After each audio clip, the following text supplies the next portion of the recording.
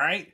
And welcome back to another episode of the show that critics has described as the most entertaining duo since Penn and Teller. I'm Toilet, he's Wine. We're coming at you with another delicious episode of Toilet Wine. Aren't we, Joe? I mean, Wine. It's flush sound. That's all I got to say about that. Hit the flush sound. Oh, yeah, you know it. Yeah, entertaining. As you can see and hear, or both, or only one or the other, I'm not here to judge. We are without our good buddy Dylan again. He will be back. But wouldn't you know I'm starting not to believe us either at this point. This is the longest run of Toilet Wines in the history of the show. You know it's been a long run where I'm starting to get good at the intro Toilet Wine, where I'm saying the same things every time. You know what to say and stuff. Wild. I'm just sitting here letting you rock. Letting your moon river You wouldn't roll. believe it. He sent me another message on why he can't make it. He went old school. He did carrier pigeon again, which he hasn't done in, I think, over a year. Dom, in his defense, once you get a carrier pigeon, don't you want to use it? I mean, otherwise, what's the point of the training and the feeding and the housing and all the stuff? It's a big overhead on. You got to put the UV ink on its feathers, so if they find it, they know it's yours with the UV light. Oh yeah, I'll put the UV ink on his feathers. You better believe it, Buster. Yeah, Dylan got a carrier pigeon specifically to transport UV blue to his house without having to go to the store and show his face. UV blue? I didn't even think of that. I was thinking about jizzing on the pigeon. Either way, people are going to know it's not. Good band name, Jizzing on the Pigeon. Oh, that is good. In honor of our past podcast performances, Triple P, like Triple D, am I the asshole for cutting off my best friend because he farted on my fiance's pigeon? It was phenomenal. And he's not the asshole. The guy was farting maliciously on the pigeon. It was not very nice. You don't like mistreatment of pigeons on this show. Yeah, it's not allowed. You leave them rock doves alone. Yeah, but it turned out they were all bad pet owners. It was just that one guy was vindictively farting on a pigeon. And then he shit in the guy's apartment, and they had no toilet paper, so he wiped his ass with paper towels, and the guy says, "You're not flushing paper towels down my toilet." And the guy did it anyway, so they're not friends anymore. Oh my god. And also, let's be real. You can flush paper towels down the toilet. They're not like rags. It's fine. Yeah. It's not ideal, but you can do it. You gotta do it smartly, but yeah, it's possible. Yeah. You can't put the whole roll in there, but it's still paper. It's not fucking tampons or rags or, Yeah, it's still going to dissolve when it gets wet. Yeah, exactly. Just like your excuses. Your messy excuses you're always making. Speaking of messy excuses, Speaking of messy excuses, Dylan isn't here because he's trying to catch a ball. When he was cleaning out before his move, he found his Pokemon Color and he's playing Pokemon Yellow. And he's trying to speed run Pokemon Yellow. I know you love Pokemon, but there's other games for Game Boy besides Pokemon.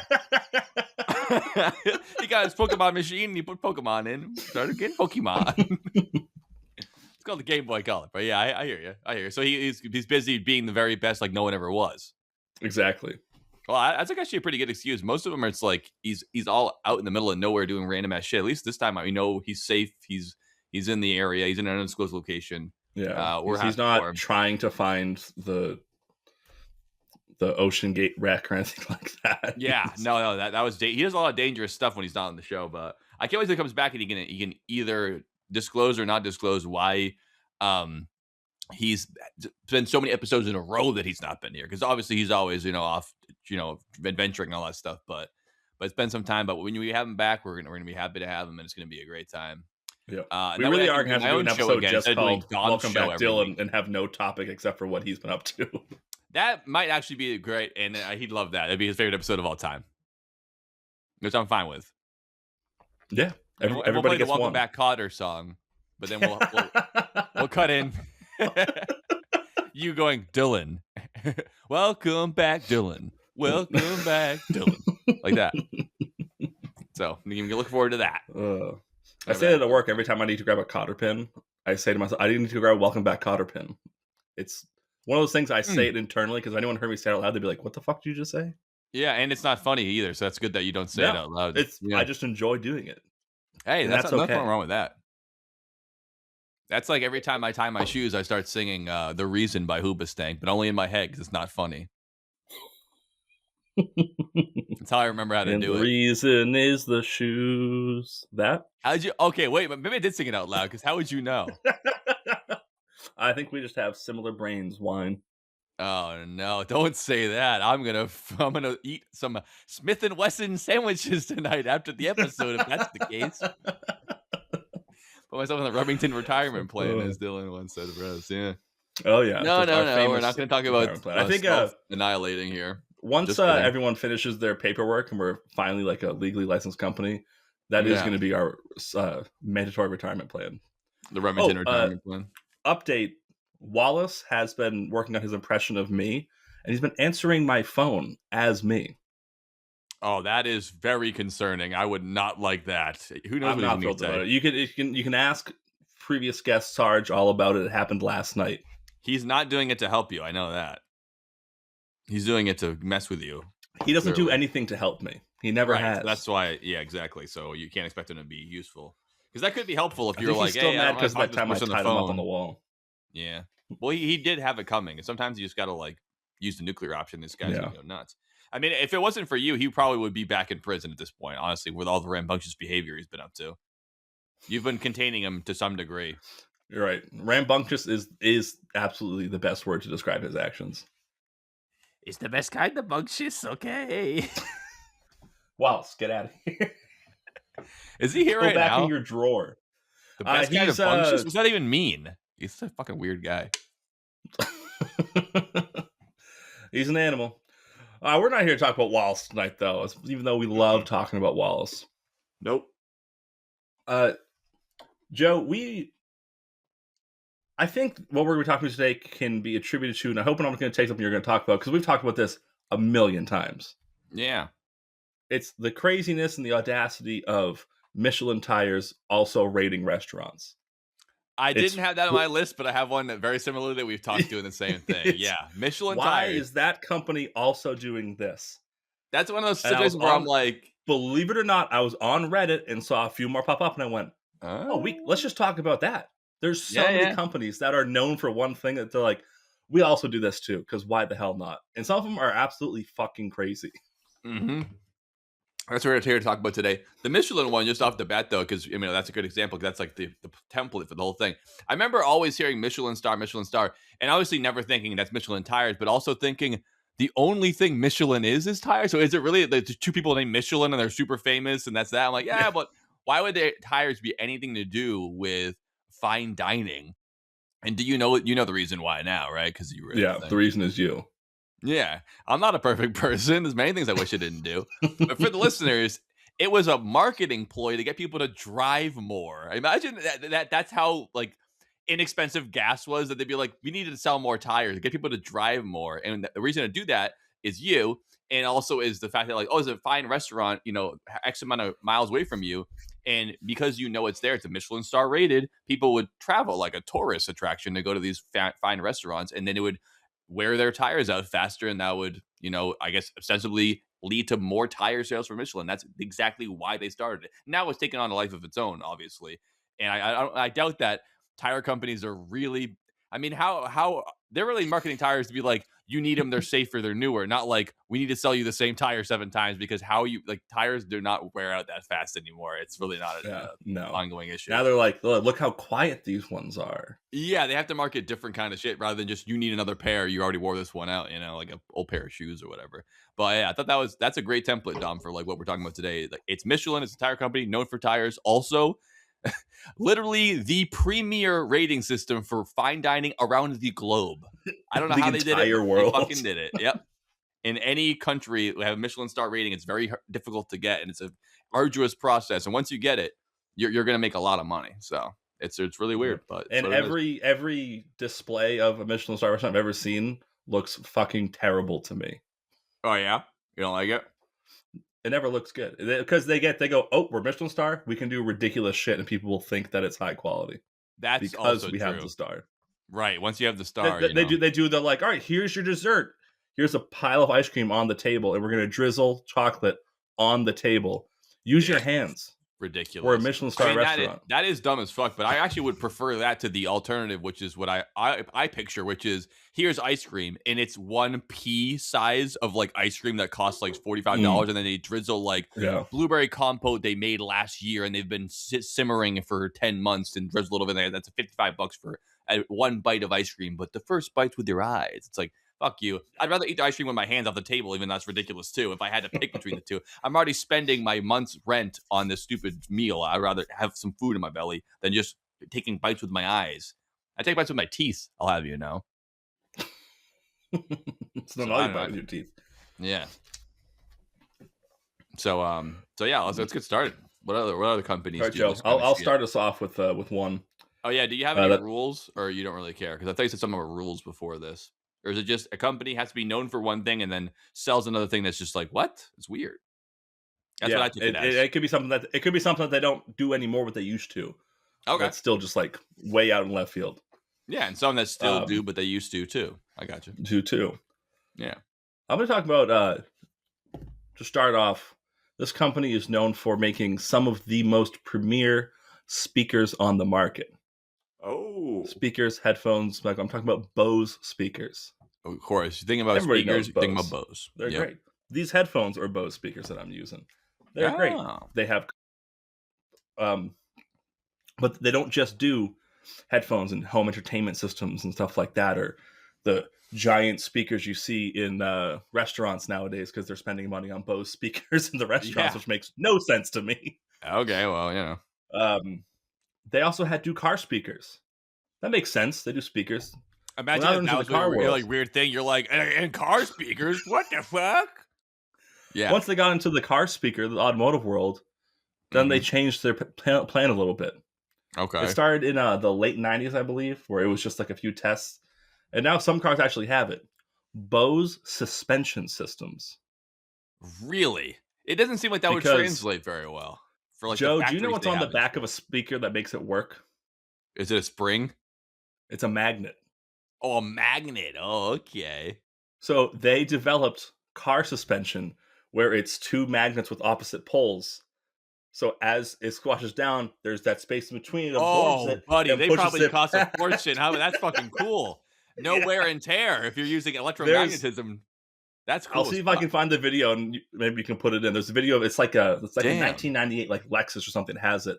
They go, this is a regular car driving over a speed bump. You can see like the body moving like this. They do the Bose one. They drive over it. The tires go up and down. The body doesn't move at all. Stays flat. Man. It must just be too completely expensive, independent. Oh yeah, right? It never like really caught on, but like some cars do have it. But it probably costs like twice as much to get that instead of regular suspension. But that's fucking sick. But it's like the softest suspension ever designed. Yeah, it's like bullet trains. They have speakers. The maglev where it's like you have no friction and you just have speed. It's like it's great. You know, it's nice and smooth. Then they even a little more recently they went, this is a cheaper way to do this. We'll actually sell more units. You know, the seats in tractor trailer trucks are on air. They bounce up and down and stuff. You ever seen those? Mm-hmm. They make Bose seats like that. Still like an extra $1,500 to get that instead of the regular air ones, but that's supposed to be fucking incredible. The price, I would like to sit on one of those. That'd be cool. Check that shit right out. But yeah, I mean, it's just like one of those examples where it's like, this is a better way to do it, but like we could sell 100 more if we just did it a shittier way. So we're just gonna do it that way. It's like, I get it. It's like it's all the market or whatever. I mean, you as a mechanic yourself know that the main wear and tear everything is vibration and friction. So if you don't have any vibration or friction, just those magnets, I mean, that's fucking nice. It's gonna last way longer. I would imagine, as long as they haven't been damaged in any way. Like then if you do have to replace it instead of a $25 shock, it's like, all right, you need new shocks. It'll be $10,000. At that point, it's total. Isn't my car worth 15? Yes. Yeah. Sorry. That's probably why. So Bose shocks or Bose suspension system. Yep, Bose suspension systems. Pretty freaking cool. Well, when while we're on electronics companies, I thought I'd bring up my first one. It's a company out of Korea, and a lot of people will know them from their cell phones, but they also make things such as TVs and other electronics, and they're called Samsung. As Lil Wayne would say, you cannot reach me on my Samsung. I'm too busy fucking the world and giving the universe my damn tongue. So That's fun. I'll never forget that lyric every time I hear about Samsungs. Damn tongue Samsung. But Samsung, obviously, we know what they make usually. But did you also know that they make an AI powered machine gun? Yes, folks, that's You as know, horrifying as it sounds. I had a bit of a guess, but it wasn't that, because it's a Yeah. very common trend for technology companies to be in warfare also, but wasn't Yeah. expecting that. Machine, yeah, you think maybe like a communications device or some kind of like GPS system. No, no, no, it's a gun. It's a machine gun where it uses AI to target locate and fire. So it's actually a sentry gun, basically like a manless machine gun that you set up outside of like a military base or something that Yeah. just like, Something you'd think would only exist in Call of Duty. yeah, well, I mean, I remember playing Command and Conquer, and I like just putting up the sentry guns everywhere and being like, "Oh yeah," when the troops come up, just automatically shoots them. And when I was a kid, I thought those were pretty much real. They're not real, but now they are. So watch out. One step closer to the Fallout universe being a reality. Yeah, well, as of right now, or I should say, as of last year, there's like a mandate in most countries in the world to say, "Hey, AI, obviously, we're gonna make a shit ton of money off this thing, and you have to like."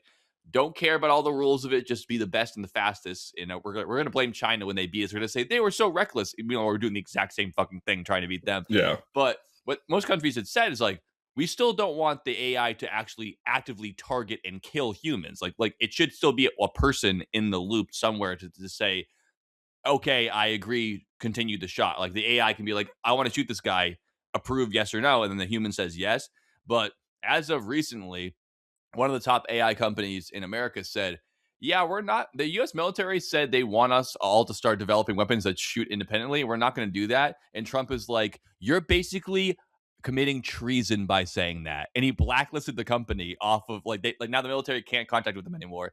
And all the other AI companies that are like, yeah, we'll make machines that just kill people. They're like, good, keep doing that. So that's Good. horrifying. Yeah. We're pretty close to the fucking Terminator Matrix. It's I coming did up. see a video, I think it was 2 years ago, where it was one of the U.S. Uh, the Navy destroyer ships, whatever the fuck, I'm blanking on names, Yeah, destroyer is a type of ship. was out. Battleship. That's the word I couldn't think of. The movie Battleship, starring that's the most Rihanna that I famous couldn't one. think of. I was like, he's not going to say that, so I shouldn't even guess that. You're thinking of Aegis Cruiser? No. Battleship. um, had I forget what, I'm not Dylan Reed over here. I don't know what size cannons do what or whatever. Yeah. But it had an auto targeting system on it, and they were taking video of it, and a passenger jet was flying over, Mm. and the thing locked on, and they were like, people were like, "Oh shit!" It's And going to it shoot it. followed it, and then it shut itself down. Right, but it was But tracking it it still as, saw a plane and went, yeah. and what there was probably some sort of communication where they were inside being like, "Nope, we're Mhm. looking at the flight radar. It's not that," and the thing shut Wow. down. But it's like, That's whew, whack. it should just not. How about it just knows what's around, doesn't point at that at all? Well, what if the passenger jet's been taken over by communists? You have to have the option there, Dom, to fire away. So it's better that it tracks it all the time. No, it's fucking crazy, man. Well, I they've was had not. automatic. I was Sorry, never go would have expected you to say communist there. ahead. Right. It's a funny go-to. No, but they've had automatic weapon systems that shoot down projectiles for like 20 years now, but they're not AI powered. They're just classic computer where like, that's the whole Patriot missile defense system that they've had since we were kids, which is basically if missiles come towards you, it shoots them out of the sky automatically before it gets to you. So the people who don't have to Yeah, target them. That's the whole whatever Israel's thing, the Iron Dome or whatever. It's all just like computerized anti-projectile munitions and shit, which is crazy in itself. But now apparently we're adding Grok into it, so that ought to be great. Grok, savior of the universe.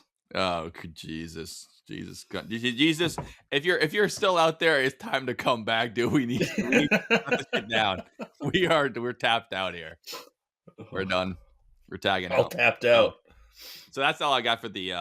They haven't been in mass production, but they're being used currently by the Korean military because Samsung is still a Korean company after all. So South Korea, luckily for us, they are our allies as of right now.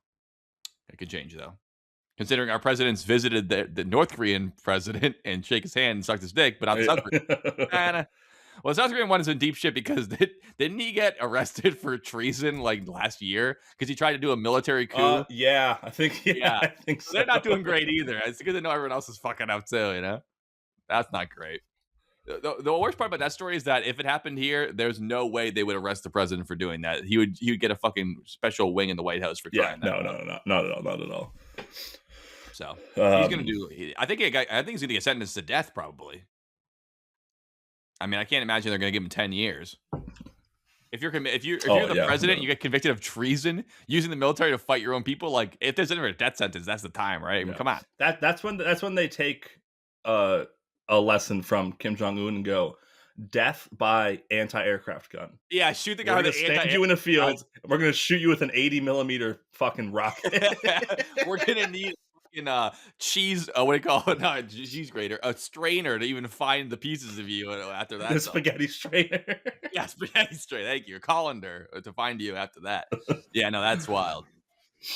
Well, maybe they'll use the Samsung machine guns. They'll be like, we didn't kill him, but the robot decided. It Plausible wasn't me. deniability. Yep, the Samsung machine gun got him. So what do you got next? Want to do two more? Yeah, I'm gonna stick with weapons. Okay. Everyone who has played a Call of Duty game, starting with I think Modern Warfare 1, anyone who's played a Call of Duty game knows about the weapons Yeah. manufacturer Glock. Sure. Or if you're in these streets. If you're in these streets, you also know. I'm pretty sure a lot of the police service weapons are Glocks. It's become the most used service weapon in the country of America is a Glock. Yeah, that's good. I think they're usually like G7. I don't know which one, but they're probably the like most famous one is the G18, which is the fully automatic Glock pistol. Yeah, that's what I learned about Glocks as a kid. Is that like, oh, they're like machine pistols, but like a lot of them are semi-auto. But it's just the manufacturer. I thought the Glock was a kind of gun. I didn't realize the Glock was the name of the manufacturer until I got older. I'm like, oh, it's like saying I have a Smith and Wesson. It's like, oh, it's just what kind of one do you have? Is this the manufacturer? But I think that's what put Glock on the map. Is those fucking fully auto pistols that you're like, Jesus Christ. Oh yeah, that's the only one I knew about for a long time. Yeah, they make more than that though, but that's the famous one. They do make more than that, Joe. They have an entire division specifically set on only helping make the most top of the line dressage horses on the market. Are you fucking kidding me? I thought it was gonna be like, oh, did you know that like CVS also makes guns? But you're like, no, the gun makes it. They train dressage horses, not even racehorses, dressage horses. That's what you're saying. Do you know what you can buy from Glock? Investment opportunities. What? You can buy horse sperm from the same company that makes pistols. Stud Spunk. Yeah. How'd you know that was the name? Wow, I dabble in the dressage industry. You must know. But it is top of the line. Some of the most expensive. Some of the most expensive jizz money can buy. Wow. This is why they do it, right? It's like they don't want to be like, hey, we should make horses too. I'm a big fan. There's like that's an investment opportunity. We have enough money to just throw money at it. Like a lot of these, it's just that. It's just like we can, so we did kind of thing. That's what I've been finding. When you order your container of horse sperm to get your what do you think they ship that in dry ice like an organ being donated? They can't. No, I think it's hemp, right? Won't it go? It's just to add water and you mix it up and it's ready to go. Is that what it is? Just to add water? That's disgusting. You sick. But it's between $1,300 and $1,700 per dose of horse sperm to buy it from Glock. That's a little bit higher than my my price range, but that's pretty impressive. Damn, you guys better hope that works, huh? Put all that money in, and well, imagine if it doesn't. Oof. Oh, I mean, it must not work. You can't ask for a refund; they'll shoot you. No, it's got to be buyer beware on that one. Hey, if it doesn't work, it's not on us. You probably just put it in wrong. Maybe your mayor's the problem. Well, it doesn't work if you splash it all over your face. You're supposed to put it inside the female horse. You fucking maniac. But in their defense, the old gray mare ain't what she used to be, so it's hard to say. Yeah. And if you think about it, that way, if your horse breaks its leg, same company can take care of it for you. It's a super. That's something that started. They're like, you know what? Maybe we start getting on the horse side of this thing. We can They're corner like, the hey, market. every time we shoot this gun, that horse busts a nut. I have an idea. I never think of dressage horses being an industry too, though. Like, obviously it is because it's like a whole sport. But like every time I think about selling horse sperm, I always think it's race horses, like or like I guess probably like dog show style shit where it's like this is a purebred Clydesdale or whatever. But Yeah. dressage horses, it's like they're basically trained like dancing horses. You know, it's weird. Yeah, I guess Like, obviously there's a look, I market for can that. I can bend my ankle when I want to. I can do a Yeah. little dance. I Get down know. to When that. a horse does it, they get, they sell their sperm. When I do it, no one picks me up on the side of the highway. So it's like a total double standard. Pull my Don't see skirt a up lot of and show the ginger boys my horses. gams. Yeah. Your gammy Yeah. num nums. Yeah. All right, Joe. What company do you have that sells horse sperm? I mean, something Oh, that's I don't unexpected. have that one. But I will I'll do one more for our break here. And this one is going to be a German company. You might have heard of them before. They're in America we would call them the people's car, but in Germany they call it Volkswagen. I mean Volkswagen. Uh, they're a car manufacturer, as you know, made famous from the punch buggy, the VW bus, as well as designing and manufacturing vehicles for the Nazi war machine. Don't ever forget this, folks. They were Yep. part of that. And Don't forget, making you can famous. thank Hitler for the Volkswagen Beetle. You can thank him for that. And you can thank Volkswagen for what's been brought up in the podcast years ago, which is the Thing, which is a crazy ass looking car. It's like a freaking box, weird ass thing. It's what Drew But Barrymore drives in 51st States. oh, is that right? Isn't there another Yep. name? I mean, in Germany it's not called that, but when they marketed to America, they called it the Thing, like Yep. from Fantastic Four or something like that. But of course, I'm not here to talk to you about the Thing. Okay, even though it is a great film, I'm here to talk to you about the fact that they also make pork sausage called currywurst.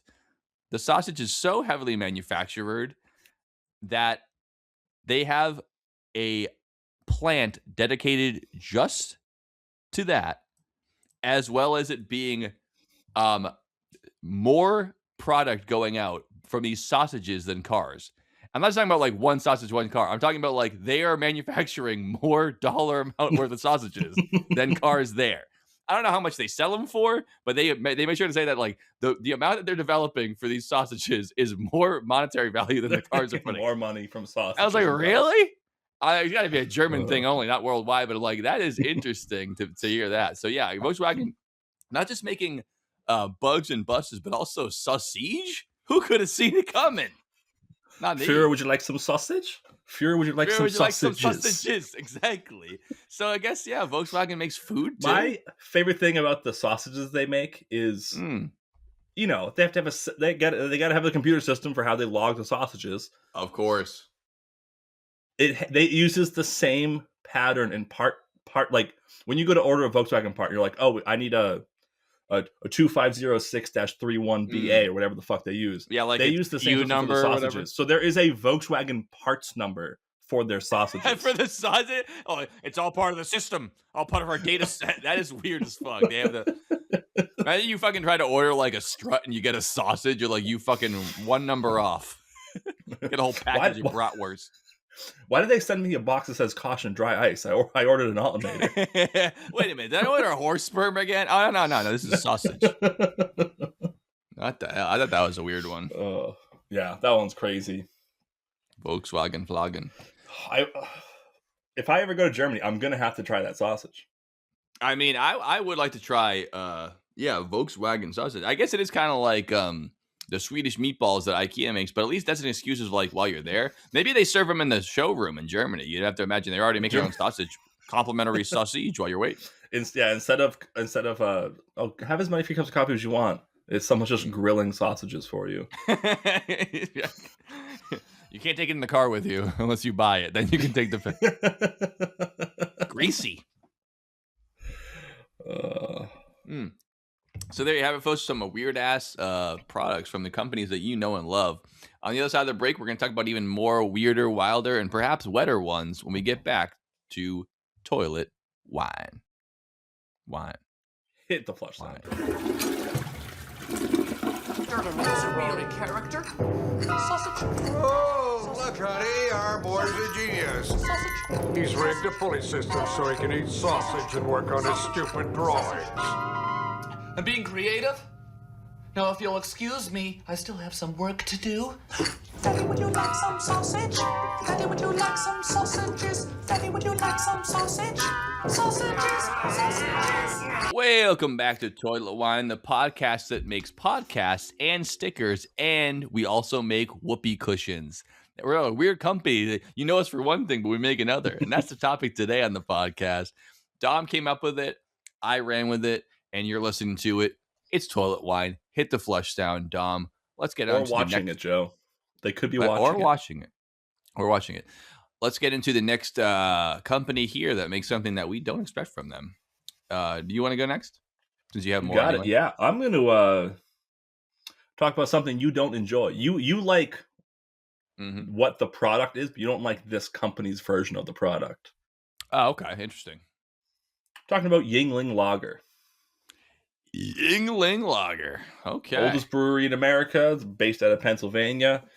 They've been around for a long, long time making just okay beer. Always a weird brag to me and stuff like that. Like, we're the oldest, like the one at Providence Brewing Company. We're the oldest brewery in Rhode Island. Yeah, you have the worst beer too. So good for you. The oldest recipes, the shittiest beer. Oldest doesn't mean that you're the best. I mean, you're not a fucking saddle maker. You make beer. You update your shit. There was all those years where Yuengling wasn't sold. It was sold in New England. Then they like pulled out. I think that's what brought the popularity back because you couldn't get it. Yeah. I remember hearing stories of people going on road trips and coming back with cases of it because you couldn't get it. Yeah. It's like the entire plot of Smoking the Bandit is about a beer not being sold in the state they're in. That's a good point.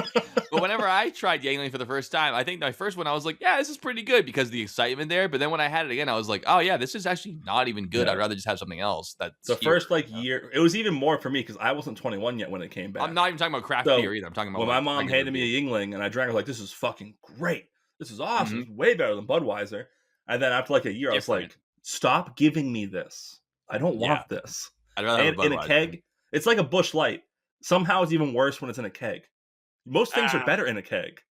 Most things are, yeah. I guess not Yuengling though. Yeah, I'm a Yuengling hater. You're right about that. Yeah. But Joe, they're an old enough brewery. What did they do during Prohibition when they couldn't make beer? Huh. Well, I would have to imagine it'd be another drink, but maybe I'm well off on that. Nope, you're wrong. I mean, I guess technically it starts as a drink. They started making in the 1920s and still make it to this day. Yuengling ice cream. Ice cream? What the hell? I've had it before. It's really fucking good ice cream.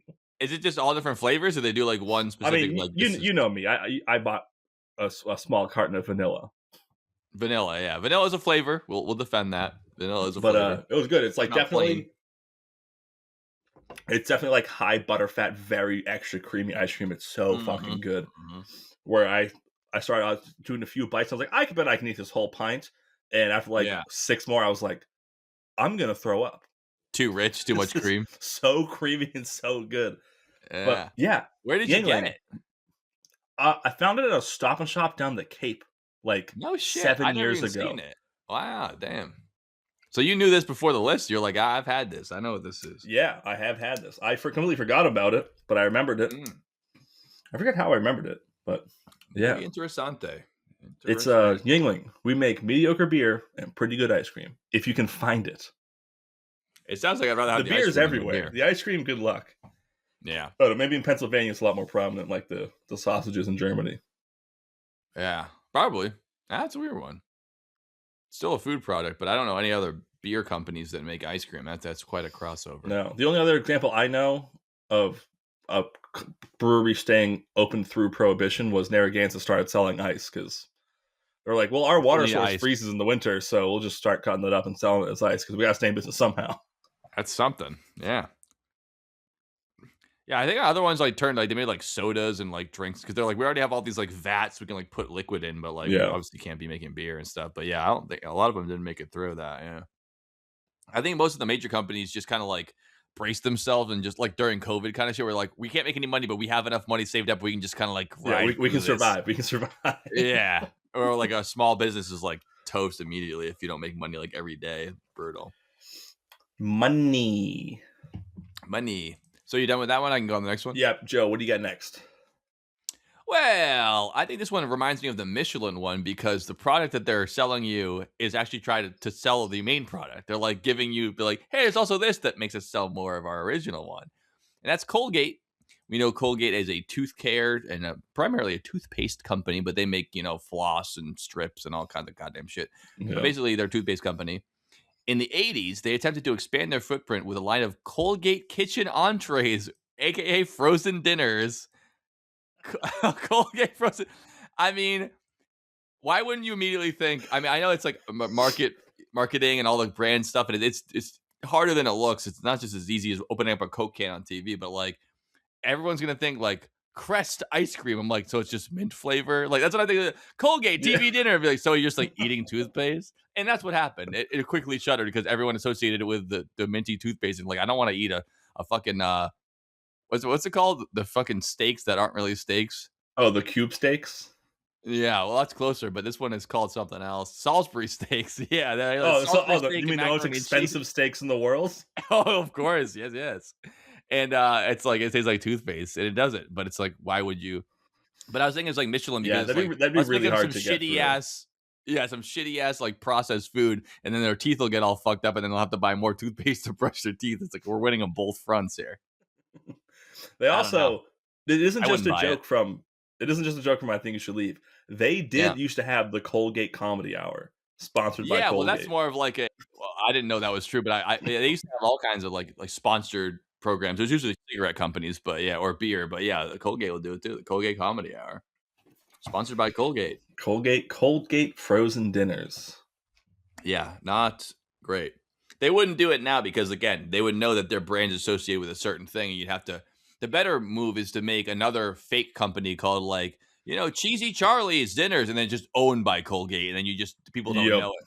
At the time, they're like, oh yeah, let's just like, we're the company, do that. It's like, no, just make a fake company. Like, speaking of weathering the storm, Chuck E. Cheese started a secondary brand to sell their pizzas from a takeaway store because they're like, we don't want to sell Chuck E. Cheese pizzas because people think it's like a kid's pizza, but they called it like, the name of the drummer, I forget his name, the Italian chef drummer. They called it that. Like Papa Elio's, not Elio, that's another frozen pizza, but you know what I mean? Like Giovanni's Pizza. It was straight Chuck E. Cheese pizza. But they didn't want to change it. They changed it back. Now it at least has Chuck E. Cheese on the road. It has the creepy, skinny Chuck E. Cheese mouse mascot now. Now they just do Chuck E. Cheese pizza. They're like, who the fuck cares anymore? Yeah, well, we got I like caught that. merging pizzas and reselling them at the locations. We have to do something. I know this is a fucking shit take, but obviously it's colored by my experience as a child, and I haven't had one in years. But like Chuck E. Cheese pizza, actually good, not good pizza, but actually tastes good. Like it's not like a gas station pizza where you're like, all right, it has cheese, it has something. Yeah. Like I'd rather have Chuck E. Cheese pizza than like one of those like shitty frozen pizzas that's like, oh, it's it's $20, but you can cook it at home. It's like the Chuck E. Cheese one's actually better than that. I think I like the sauce. Yeah, I like the cheese. It was. I mean, I would like to have it again. Do you have one here? Can we order Chuck E. Cheese pizza. We should order one and see if it's still good or if it's crap. That's a good question. Let's see if we can DoorDash from Chuck E. Cheese. Oh, that'd be sick, dude. I would take, and it could just be because my child. I know I'm biased because obviously I associate with like great times and fun, but like I'm talking about the actual taste of it, like pretty damn good. I like the taste. I would take Chuck E. Cheese pizza over Papa Gino's. I would too. I actually would rather get a Chuck E. Cheese pie than Papa Gino's. Papa Gino's pizza actually, I mean, I've probably eaten it more than any other brand of pizza, like name brand thing, but it's not even that good. If you want like a New York style slice thing, get fucking Pizzeria Regina. It's way better if you want like a chain of that kind of pizza. Or Sal's is better version of that too. Oh yeah. No, Sal's is much better. Mm-hmm. Chuck E. Cheese does show up if you Google it for DoorDash, but I don't see any in our area that will do it. All right. Well, the Soich continues. The source for more Chuck E. Cheese pizzas. Yeah, maybe another time. Charles Entertainment Cheese, the icon, the icon that he is. That's all I got on that one. All right, Joe. I got awesome. one that when I first read about this, I was like, what is that even like? Is that supposed to be special? And I clicked on it and looked, and I went, oh, immediately unlocked childhood memory for me. What's that? And depending on how good your memory of probably just like one specific summer at my parents' house when we were kids. Well, we all know that your and your sister's memories are better when it comes to stuff like this, but I'll see what I can do. Yeah, I'm saying it more as I seriously doubt we had this thing as long as I remember having it. And I'm just remembering a couple instances probably. Probably, but yeah, we'll still hear it. I'm talking about a very specific Frisbee. But watch yourself, counselor. That being the Aerobee Super Disc. And then with the clear middle, and then the highlighter color outside. We used to have the yellow on the outside. Oh yeah, I remember that. Oh yeah, that was more than a year because we used to use that for what we used to call, and now it's different because now we use discs, but Frisbee golf when you go camping, we would use those. Those are like the best ones. Rather than the plastic Frisbee that are like so thick and like they're Frisbees, but they're more for like staying in the air. Those ones with the clear center and like the highlighter plastic on the outside, those were like they would cut right through. I remember using. They were so good. The best Frisbee money could buy at the time. And it wasn't even that. They were like $10. They weren't even like that crazy expensive. Yeah. Some like the big thick plastic ones were more expensive.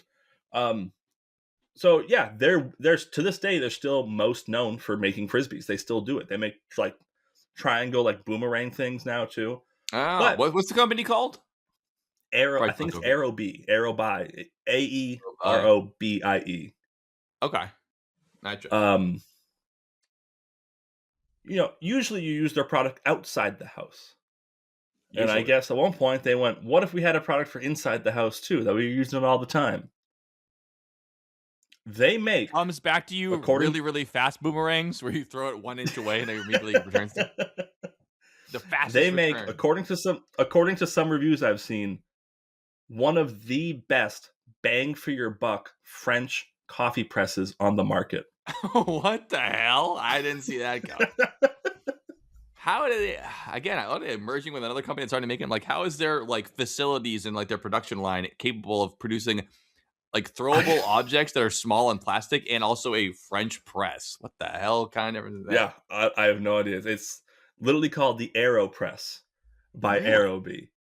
Damn. It's how do you? All I can think is they had enough money and a greedy CEO that was like, well, I love French press coffee, but I feel like we can make one better.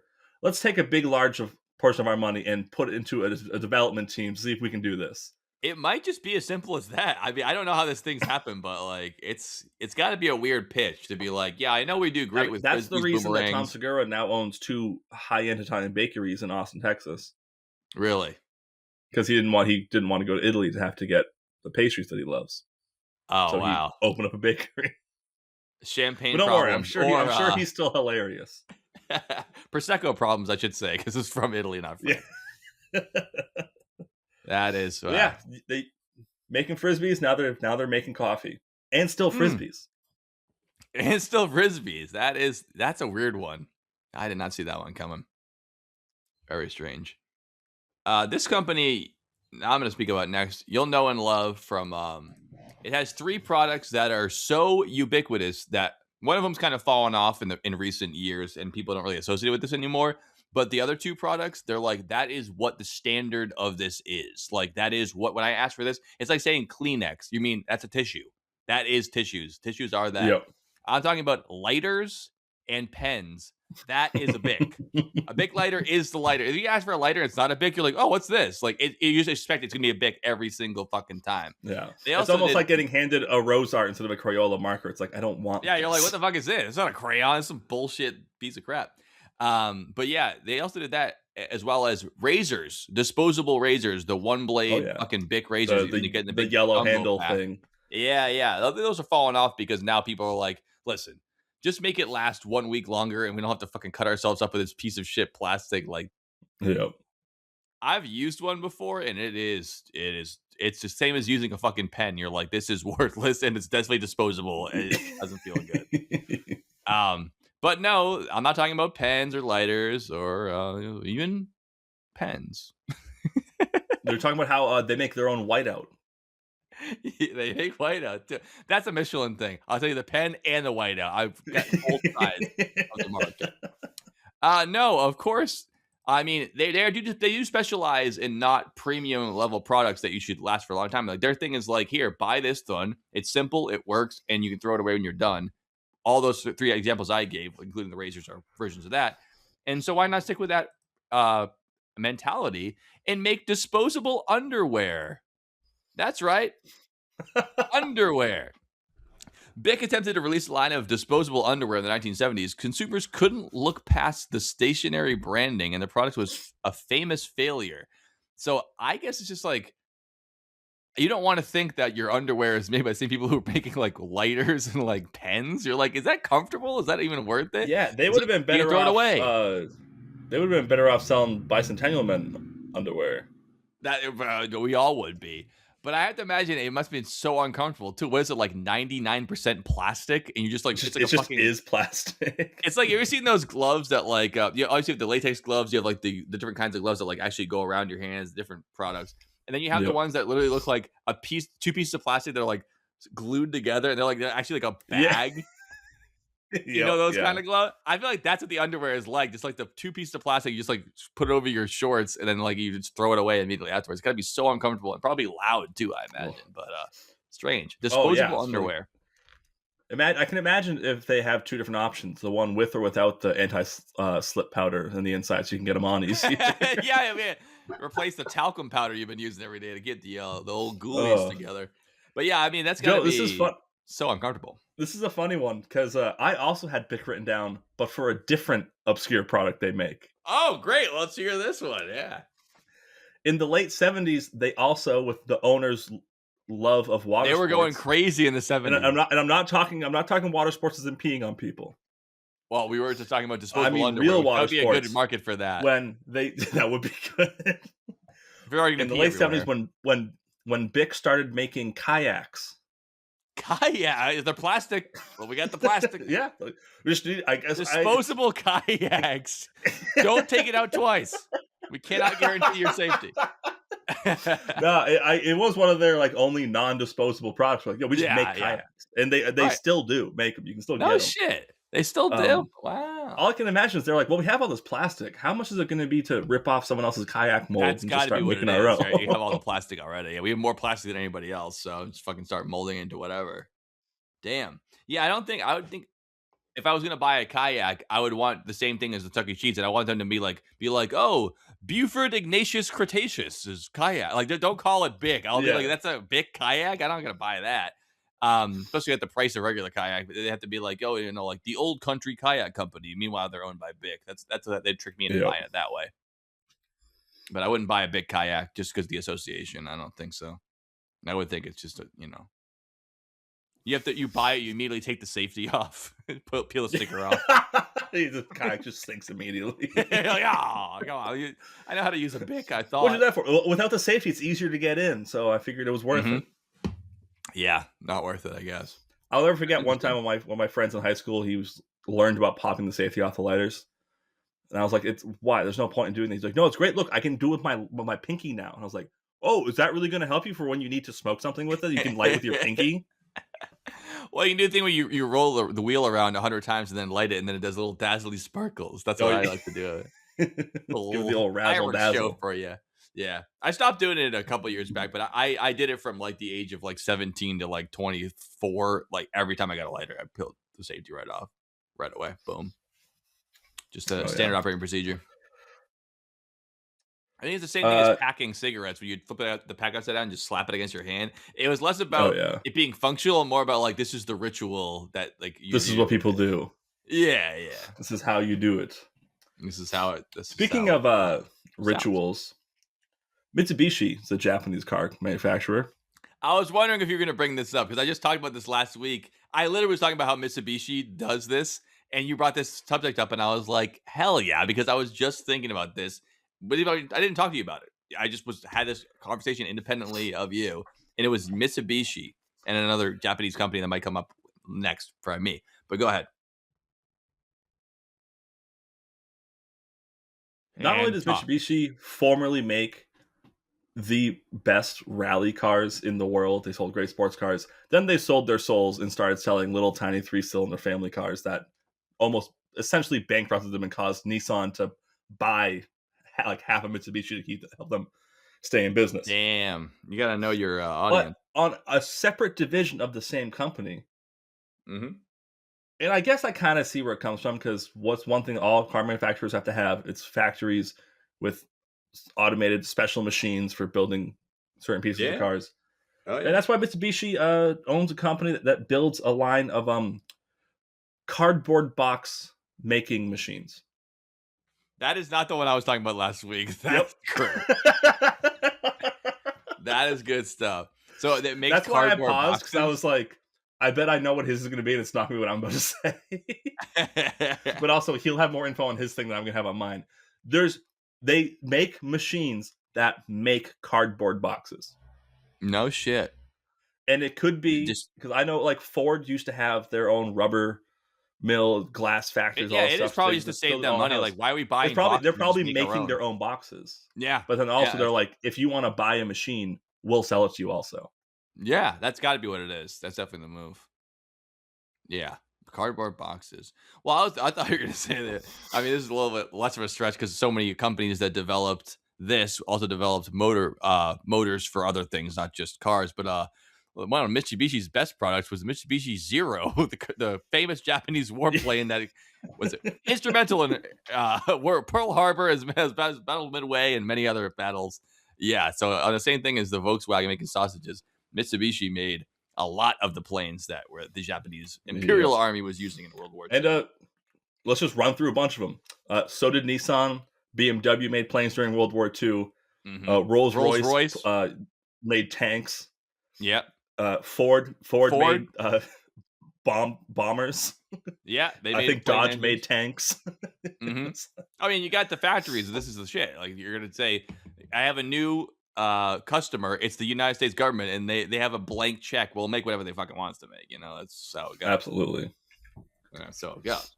I mean, many companies will, spread out into that when the dollar signs show up. Luckily now they're ready to we've go. been at war since World War II. So like, why would we need Ford to make it when we have Raytheon, Pratt and Whitney, Boeing? Like, we already have these other companies that are already willing to do it because they're already doing it constantly. Actually, another one. Texas Instrument, known for the TI-83 calculators, they make Javelin missiles. Oh, because they already have the computer chips. Texas Instruments is the ones who make Javelin missiles. Yeah. Jesus Christ. Well, I guess the scientific calculator is going the way of the dodo, so they might as well start getting into live ordnance if they're going to do that. Damn. Yeah, not enough kids are figuring out how to program whatever game they want onto their calculators. I know. Well, now a brain in a jar is playing Doom, so it's like we don't know where we're at as far as the games go. But yeah, I mean, Javelin's not even new anymore. The new ones must be fucking nuts. I remember like in like middle school, like seeing Javelins on like TV and being like, "That's fucking crazy!" Like a computer like tracks down a tank from your shoulder. Yeah. It's crazy. But now it must be way better than that. Insane. Now they just fly a drone into the tank. What's the fucking point of even shooting a thing? Just fly a drone. Yeah. Boom. You know. All right, Joe. What do you got next? Well, I was gonna say another Japanese company, Yamaha. Yamaha, famous for making motorcycles, dirt bikes, and the like. And you're thinking one thing like, oh, you put that engine in that, you put it in a plane, or Yamaha put it in a car. No, keyboard, instrument of the keyboard. They're like, we make motorcycles, and you can play a beautiful song on your keyboard. I don't even know how that translates. I guess it seems like two different companies making the same thing. I mean, because all of the components of a keyboard are not in a motorcycle, as far as I know. Yeah, not at all. Maybe some wires, and that's about it. Yeah, and Yamaha, and not even just like being like, hey, you can buy like it's like the Bic of keyboard. I think they're like very like well respected. They're high quality. Yeah, like high quality, like nice ass keyboards. It's not just keyboards, Joe. Guitars, bass guitars, flutes, saxophones. They make flutes too. I mean, at that made point, wow. I don't know. I just did the keyboard thing, and I was like, I'm just gonna write that down. Damn. Yeah. So then they're making all kinds of instruments. Unlike Texas Instruments, that's making instruments of war. Instruments of war. Texas Instrument is just making Megadeth songs. Yeah. Which we hate. All right, Joe. I'll stick with Japan with you. Toshiba, Oh, I used to have most known my for laptop. My laptop was a Toshiba when I went to college. best known for laptops. Well, formerly TVs. Now it's only Vizio and Samsung. But Oh yeah, they used to make TVs. Yeah, um, yeah. TVs, other home appliances, and this is one of the ones where Actually, Dom, my it's TV's a Toshiba. I forgot. I was like, I literally looked over and goes, "What's my TV?" It's a Toshiba. So they still make TVs uh, because mine's only a year and a well half old. Or 2 years old. between 2005 and around 2015, Yeah, they were the primary owner of Westinghouse Nuclear Energy. that's crazy. Westinghouse, another company. They're like, "How the fuck did you get from there to here?" But money. So yeah, so Toshiba was making TVs, laptops, and nuclear reactors all at the What same a time. what a trifecta there. One of them was a lot more expensive and They dangerous than the others. yeah, they liked the nuclear energy so much that when they originally bought into it, they owned 70%. Another Yeah, company owned 20. Then there were like a few other small ones. yeah. When the business started doing bad, the company with 20% was like, "We're looking to sell." And Toshiba went, "Yeah, we'll take those. We're buying. It's the We're future. buying more Future of stakes in energy. nuclear energy. We need Damn. more reactors." And they only That's made them crazy. in the U.S. because Westinghouse is a U.S. company. So any Oh, like nuclear reactor built in the 2005 to 2015 in the U.S. was technically made by Toshiba. Toshiba. I never heard of that before. I like I said, I forgot they're even around. I mean, meanwhile, my fucking TV I look at every day is Toshiba. I forgot that it even was. I picture like Yeah, I have Samsung a and Westinghouse LG. TV in my house. Okay, so that story is coming to perfect fruition. How perfect is that? We didn't even plan You that. give us your nuclear energy technology, we'll give you our TV technology.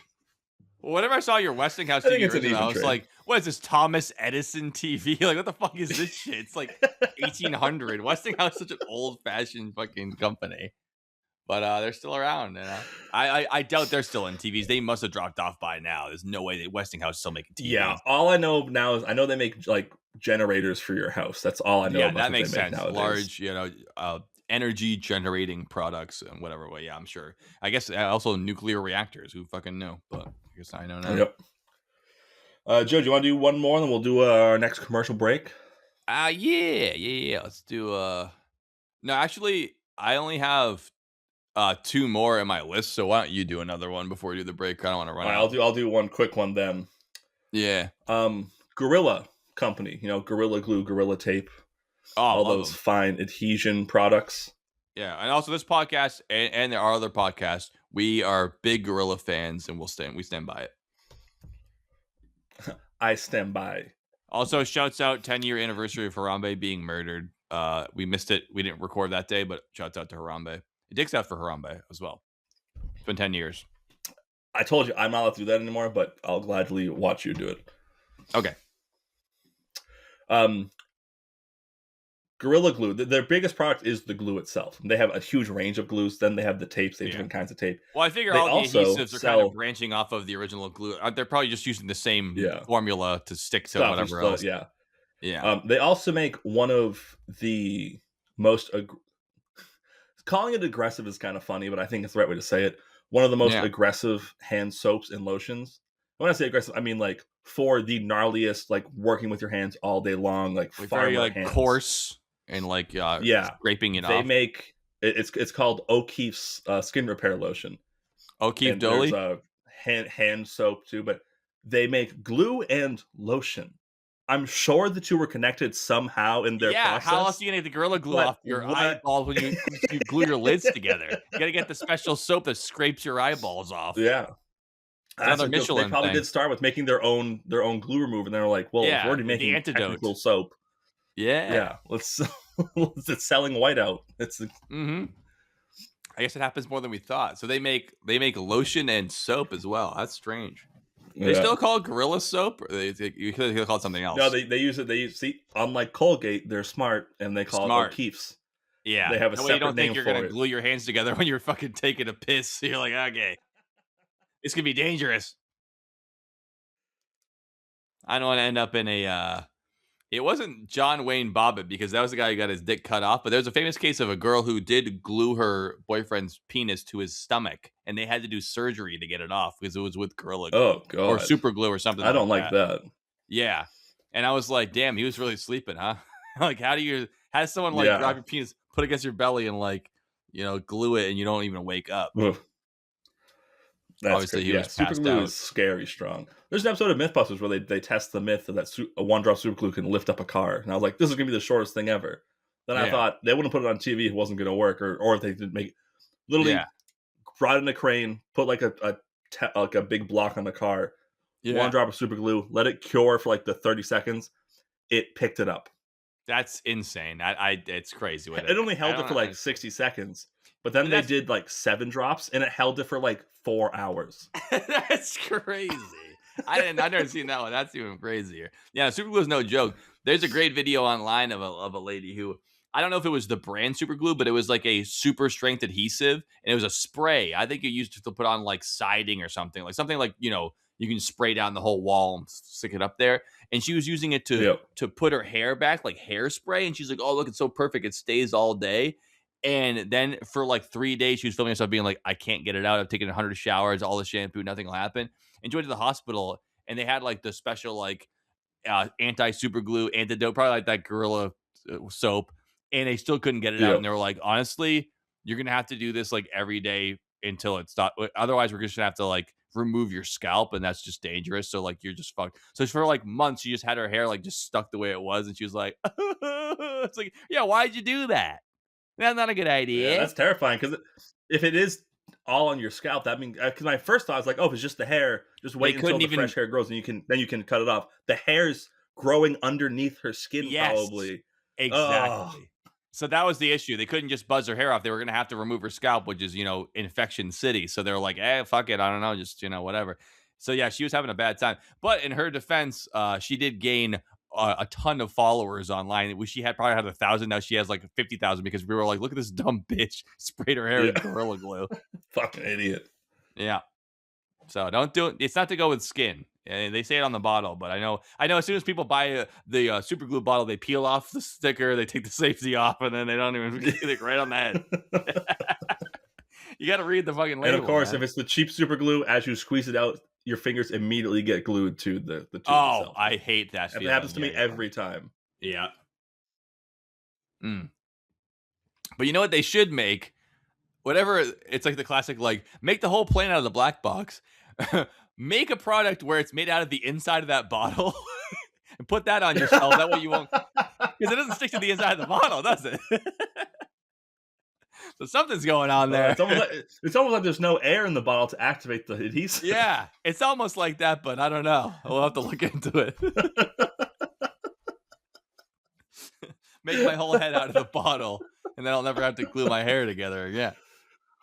Oh, that's because my girlfriend gets mad at me. She pulls my pants down and tries to glue my dick to my stomach. Meanwhile, I'm wearing body armor that's all the inside of a super glue bottle. No dice, sister. Good luck. It's a lot better than when she pulls your pants down. You're wearing Bix disposable underwear. Well, she's used to that by now. In her defense, she's a sweetheart, so she deals with it. But it's better than Bix edible underwear, which it tastes like Colgate. Disgusting. I like to eat food, not mint toothpaste. Oh my God. So let's take another break. What do you think? That was a good time for pause there. All right, we'll see you guys on the other side for a couple more companies that make weird ass shit that you didn't think about. How about a movie, lovely lady? As far as dog, but with a flick of my bick, I can see you're ahead. Coffee, tea, or a flick of my bick? Flick of the bick, sir? Oh, a flick of the bick, sir? Why just light up when you can flick your Bic? It's smooth, easy on the thumb, and you get thousands of flicks from a single Bic. The Bic Butane. Stop flicking your Bic. Oh, I love that sound. There's one sound I love more, and that's the sound of Joe and I talking about whatever the hell we want to, folks. And if you're along for the ride, that's all we care about. On top of also only caring about us. Thank you. We got there. We're talking about companies all sorts of companies, and Yeah. all the other crazy shit they make. It's who knew that Yingling made ice cream, or that Bic made disposable underwear. That's gonna be the one like 6 months from now. We're like, what was the episode about? We're like, oh yeah, the disposable underwear one. Like it really stands out. Yeah, You know, that's what there's not always even that one part weird. that stands out. It's way weirder that the Frisbee company makes French presses, but it definitely stands out that Bic made disposable underwear. You know? Yeah, like it's more unexpected, I think. It's like you just wouldn't expect underwear. Mm-hmm. But we got a few more here for you folks before we mosey on down the pipeline.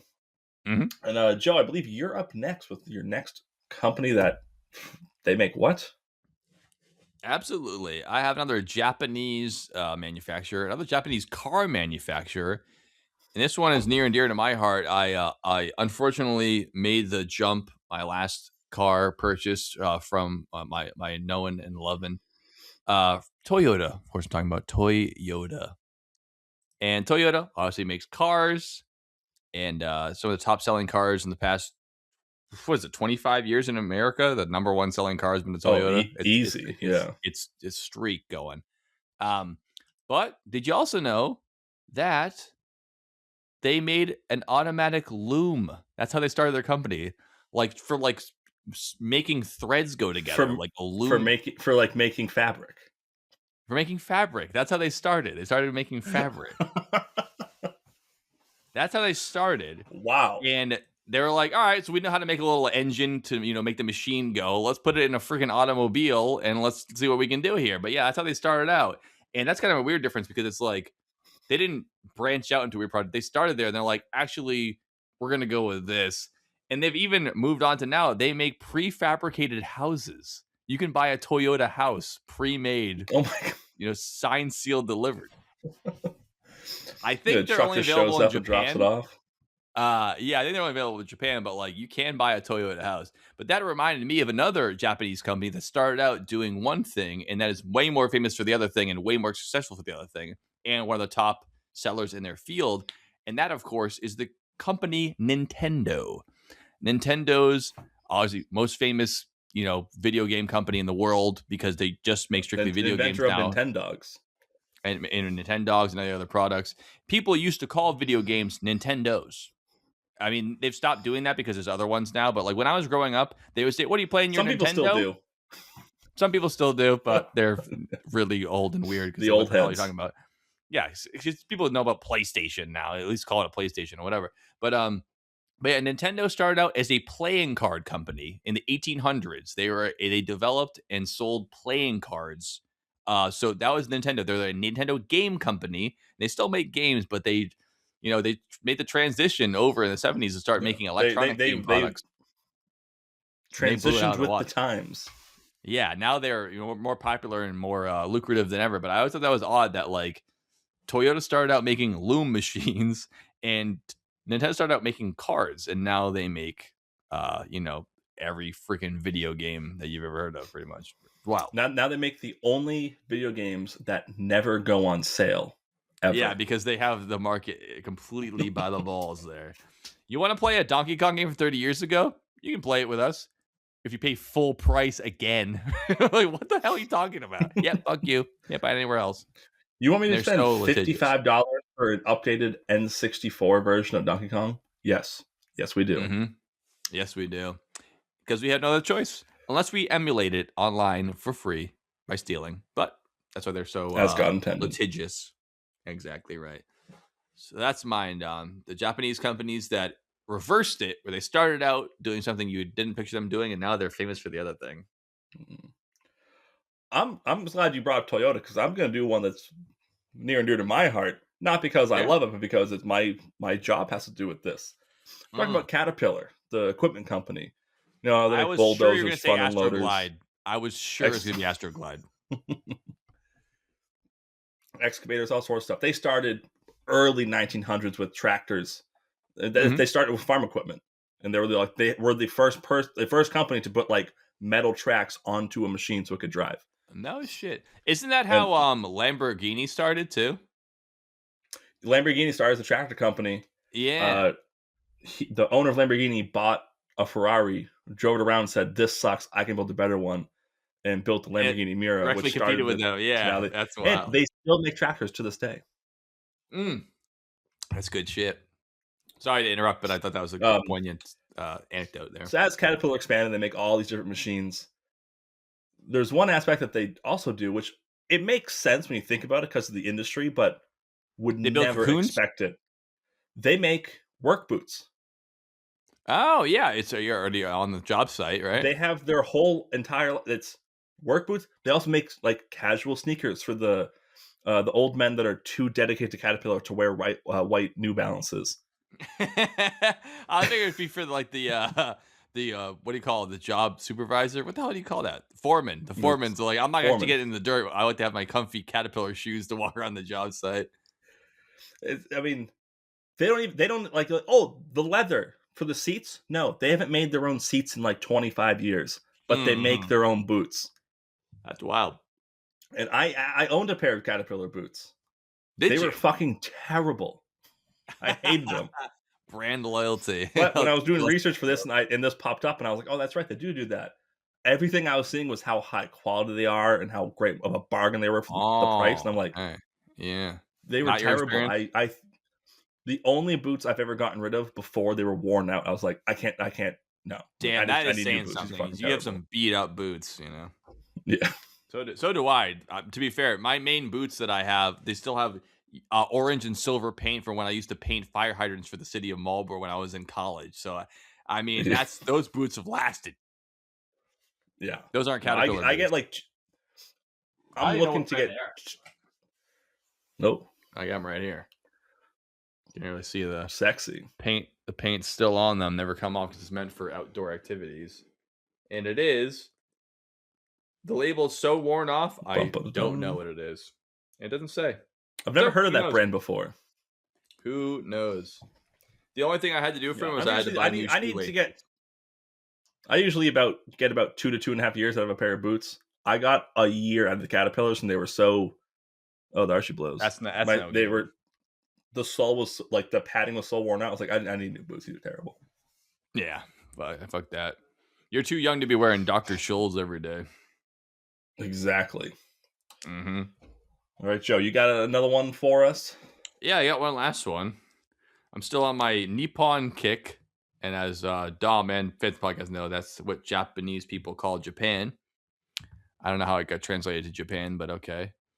And that's, of course, Sony. Sony, we were just talking about Nintendo making video games. Sony, originally an electronics company, decided to get into the video gaming space in the 90s and said, well, we make a lot of audio equipment and electronics, mostly home theater, home entertainment stuff.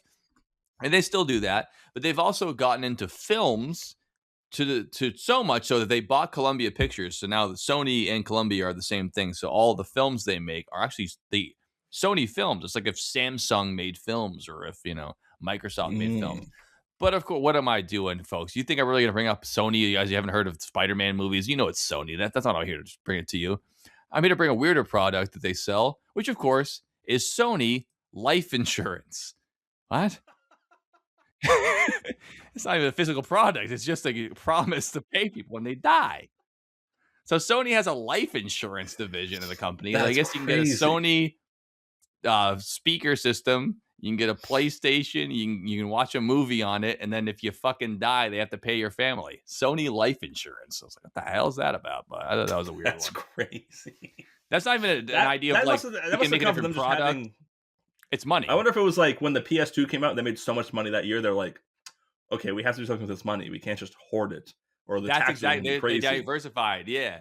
Because all you need to do to be an insurance company for like life insurance is like just have enough money to make like basically a promissory contract. Be like, I will pay this later, and as long as you sell money coming in, we're good to go. So yeah, I wouldn't be surprised if a lot of other insurance companies are owned by larger corporations in that way.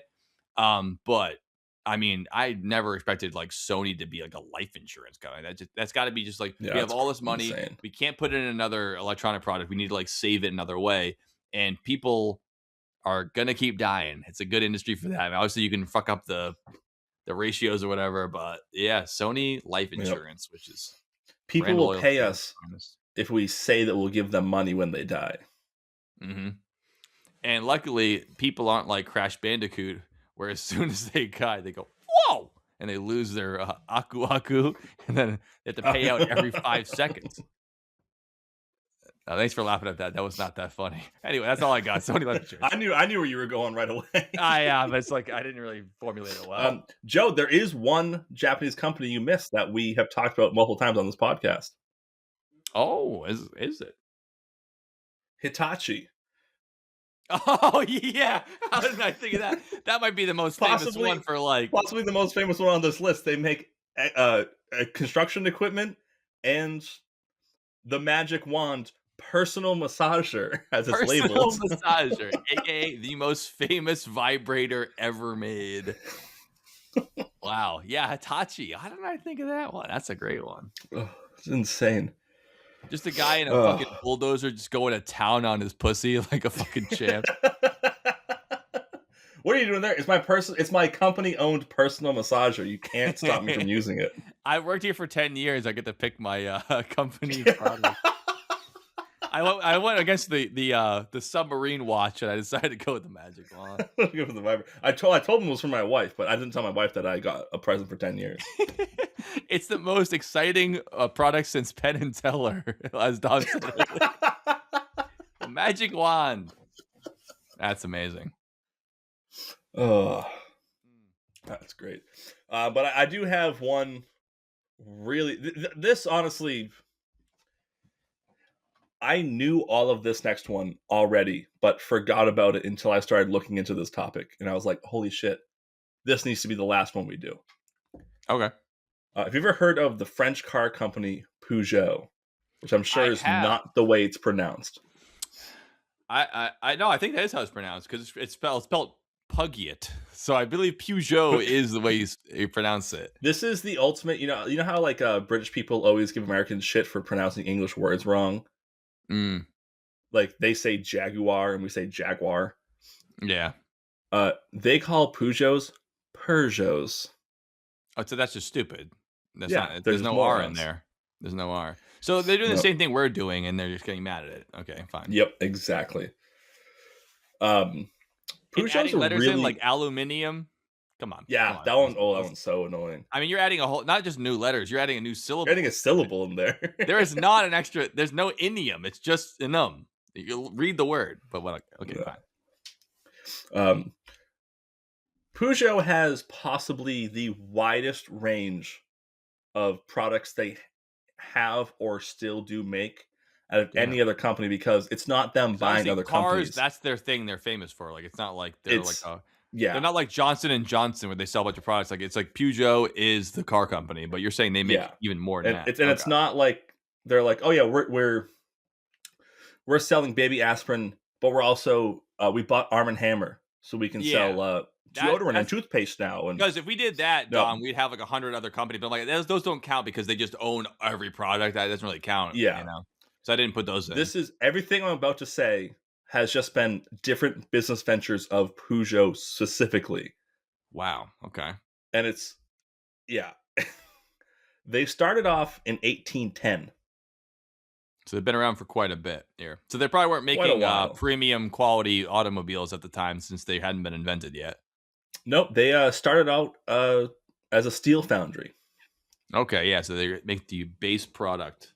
And they made some of the highest quality steel available on the market. And they made a fucking fortune. Armand Peugeot was the one who founded Pittsburgh, eat your heart out. Yeah, Pittsburgh. Yeah. You bitches. And they did great for 30 years until they changed their mind. Oh. They started making pepper mills. You know, the hand crank for your That's for a your lot pepper, different than steel. Yeah. That's a lot different. You know, I got another idea. People love condiments or small versions of spices, I guess. Pepper mills. How many of those are being sold? And those are like a one-time purchase, right? If you buy the right one, that's the one you have the rest of your life. You're not like replacing those like Michelin these Peugeot tires. ones were for life because just like the steel, it was the highest quality one available on the market. These pepper mills. Yeah. Peugeot pepper mill. Oh, and yeah, no, it's new. They did that for about 10, 15 years, and they went, this is great. Look at all the money we're making from these pepper mills. And they went, I have a different idea. Instead of making pepper mills, let's make corsets. Okay, another product people want to buy. So they're just doing like they just flood the market with the best version of the product, then just go on another one. I wish more companies would do that instead of trying to sell you a Yep. shitty one that breaks every year. Sell me the best one that you can't resell me, and then think of a different thing next year. That'd be awesome. I respect They this did company for corsets, doing and they this. were fantastic. So here's the thing: still steel because it's a wire frame inside the corsets. Okay, yeah, I got that. Then in the 1880s, Pepper mills they just went. must have such a little amount of steel in them, based on like you're selling like I'm assuming just the blade, and maybe there's like the long bolt through the middle, and the rest is wood. maybe, but they're not doing the whole thing on a steel pepper mill, all steel. Look how much that would weigh. Damn. You'd get carpal tunnel just trying to season your Yeah, dinner. it'd be better using it to crush the peppercorns like a mallet if you have something like that. So then in the 1880s, they went, oh, actually, screw the corsets. We're going to make high-end bicycles. Now we're getting closer to the like the automobile here. We got wheels, we got gears. Okay. We are getting close. And the most top of the line of anything they've made so far is these bicycles.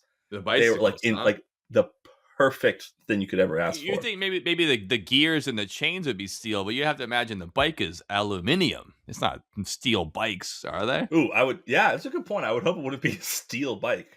I mean, maybe at the time it was, but now bikes aren't made out of steel. It's too heavy. Oh yeah, way too heavy. And then late 1880s, early 1890s, they went, all right, let's just do it.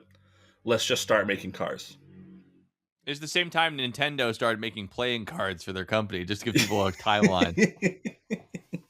Damn. Yep. Let's make cars. And they started making cars. And their cars were like, this is where the quality started to drop a little bit.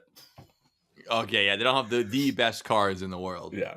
They have good cars, but French cars are notoriously strange the way they're configured. And yeah, because every time you're trying to shift gears, it goes, oh.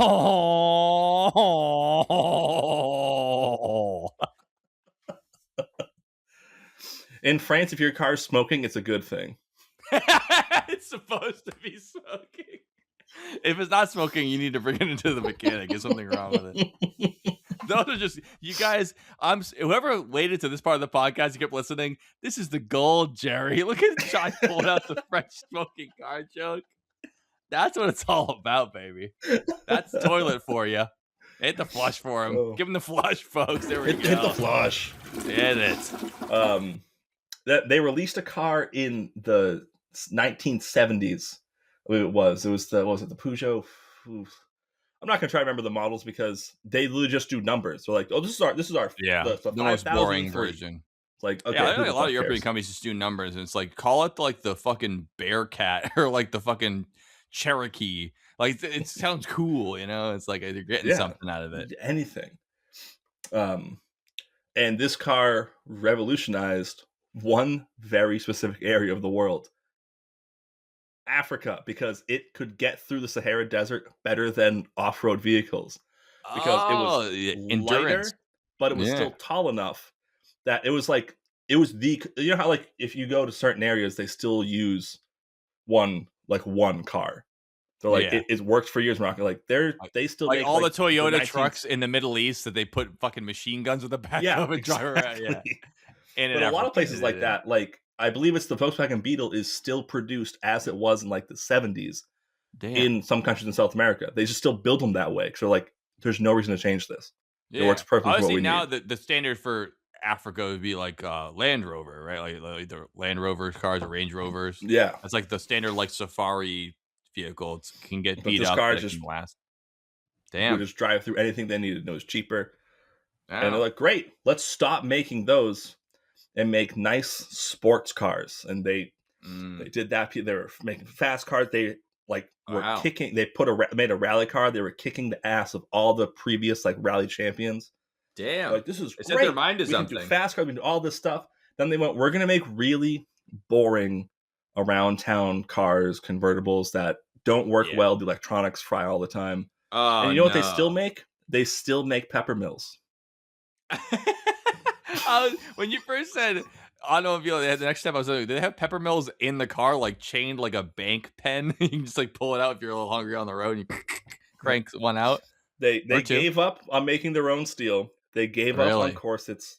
Yeah. They gave up on No bicycles. bikes. They kept pepper mills and cars. Hey, if it ain't broke, don't fix it. Not like a Peugeot dashboard from your standard sedan, I guess, which is broken. So you can still get a Peugeot pepper mill. What do those run you? Did you have to look it up how much they cost? I can look it up now while you're talking if you want. Did I look up how much they cost? You You're not must giving have, me right? enough credit. Of course I look up how much they cost, but why don't you Okay, so talk I while I have look to up Google them then. how much it costs? Oh, so you didn't look it up. Okay, so anyway. $80. I'm seeing one for $80. So I was picturing it, I'm also being like $45. I'm also seeing one for $2,000. So that's ridiculous. Now they're just selling it as like we used to make pepper mills kind of thing, not like you would like to get this for your family. It's just rich people shit at that point. But even the $80 one, I guess it's like it'll last you for the rest of your life. It's like, yeah, but you can get a $20 one that'll last you for the rest of your life. How about, are you really beating the shit out of your pepper mill? How often are you using pepper mills in your house? You just get a fucking shaker or whatever. But all right, respect.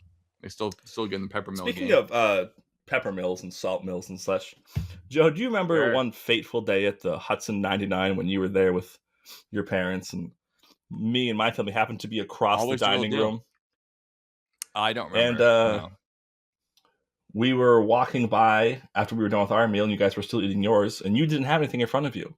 We were like, oh, Joe, you didn't get anything? And we were like, no, we need to send my meal back. I'm waiting for a new one because I wanted to go put salt on it, but someone had loosened the top and I dumped an entire salt shaker on my meal. I don't even remember this happening. That sounds awful.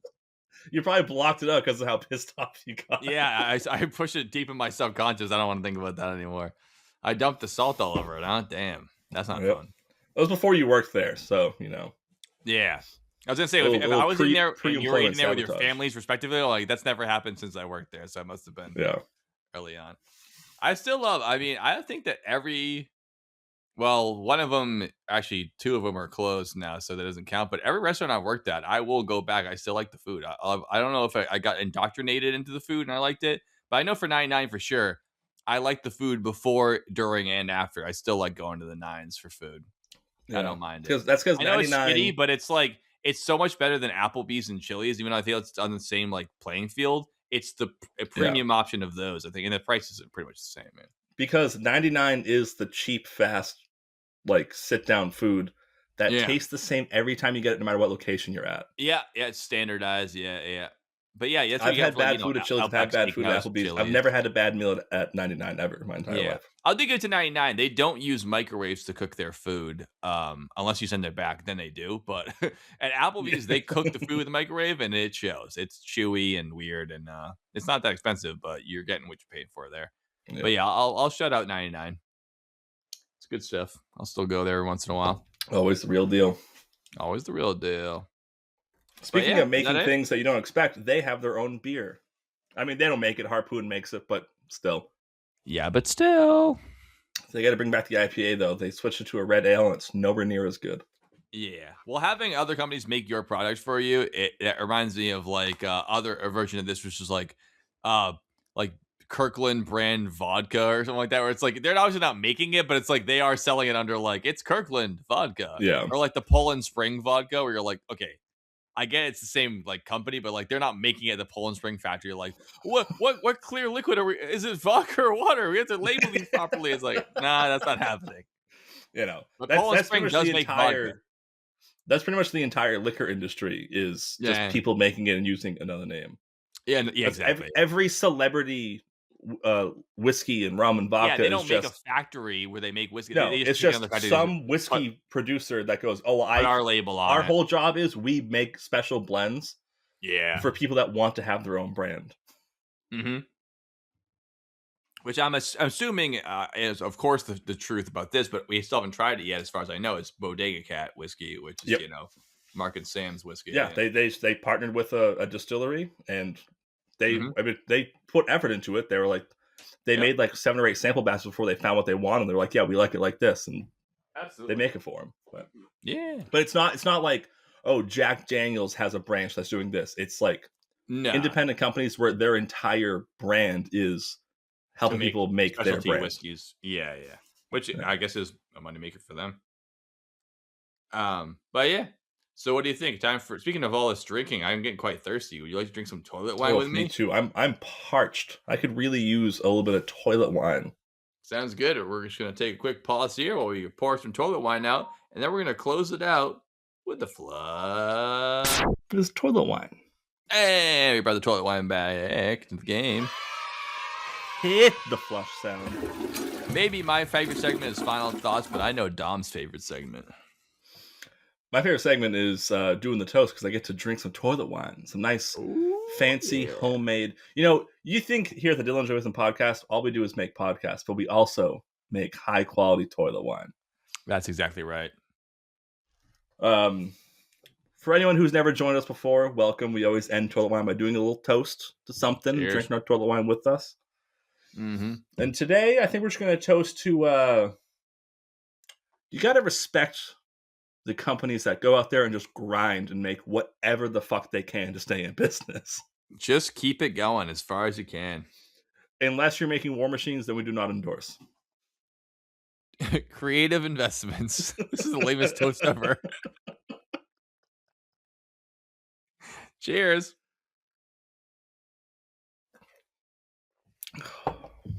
Yoo-hoo. Oh, yeah. Wowee. There you have it, folks. I'm a fan. There you have it. For all the way from vibrators to kayaks. Mm-hmm. We hope you enjoyed this fine episode of Toilet Wine. The finest wine. I've been always wine. The real deal. He's been toilet. I've been wine. Wine, I've been thinking about that.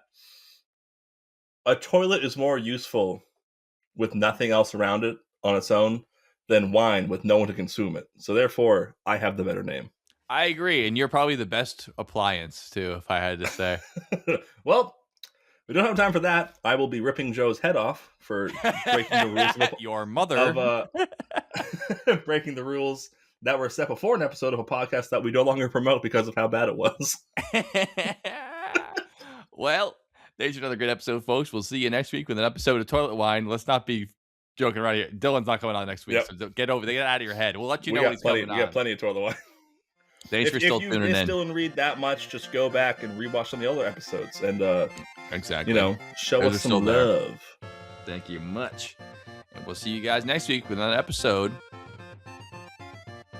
of Toilet. And Tom, hit the tagline. Touch the thing. And with that, thanks for drinking our toilet wine. Hit the fuck sound.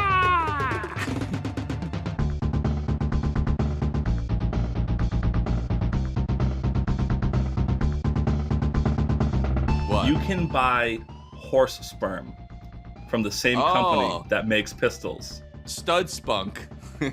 Yeah. How'd you know that was the name? And if you think about it, that way, if your horse breaks its leg, same company can take care of it for you. It's a super. Man, that's how they get started. Not just making bugs and buses, but also sausage. Who could have seen it coming? Not me. Führer, would you like some sausage? Führer, would you like some sausages? We just need, disposable kayaks. Don't take it out twice. We cannot guarantee your safety. But you know what they should make? Whatever, it's like the classic, make the whole plane out of the black box. Make a product where it's made out of the inside of that bottle. Put that on your shelf. That way you won't, because it doesn't stick to the inside of the bottle, does it? So something's going on there. It's almost like there's no air in the bottle to activate the adhesive. Yeah, it's almost like that, but I don't know. We'll have to look into it. Oh, that's my girlfriend gets mad at me. She pulls my pants down and tries to glue my dick to my stomach. Meanwhile, I'm wearing body armor that's all the inside of a super glue bottle. No dice, sister. Good luck. It's a lot better than when she pulls your pants down and you're wearing Bix disposable underwear. In France, if your car's smoking, it's a good thing. It's supposed to be smoking. And they made a fucking fortune. Armand Peugeot was the one who founded Pittsburgh, eat your heart out. Yeah, Pittsburgh. Yeah. You bitches.